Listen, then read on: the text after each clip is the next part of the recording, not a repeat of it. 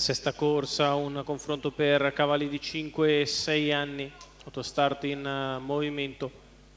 L'1 Dama Bianca Par, 2 Dandolo, 3 Daytona Cash, 4 Detto Jet, 5 Claire di Iesi, 6 Joyce Draliam. Seconda fila 7 Delta Wise S, 8 De Gaio Joe, 9 Cook Wise S, 10 Dominio B, 11 Dionisio. L'autostart inizia ad accelerare e si prepara al lancio.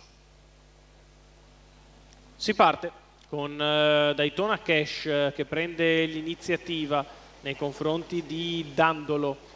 L'imbocco della prima piegata, all'esterno Detto Jet. Numero 11 cerca posizione.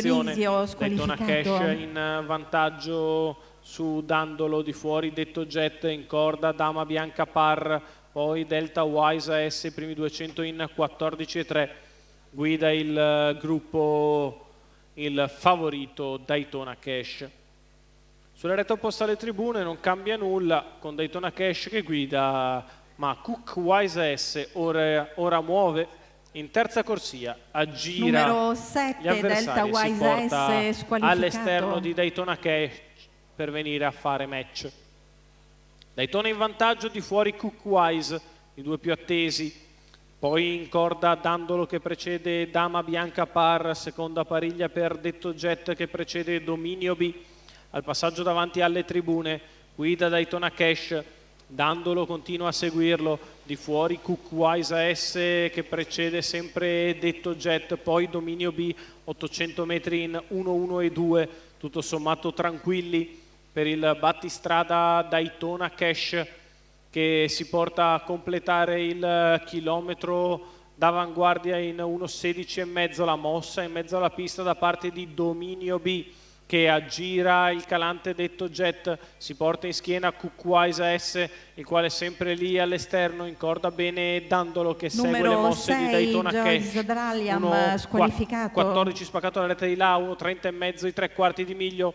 Daytona Cash in vantaggio, Cook Wise al suo esterno, poi Dominio B, incorda bene Dandolo in attesa dell'open stretch, poi Dama Bianca Parra all'ingresso della dirittura d'arrivo, è in vantaggio Daytona Cash, è richiesto per respingere Cook Wise S che sul passo ci prova. Daytona in vantaggio, Cook Wise che insiste, Daytona che si difende, Cook Wise che attacca, Cook Wise S che passa e segna la settima consecutiva nei confronti di Daytona Cash.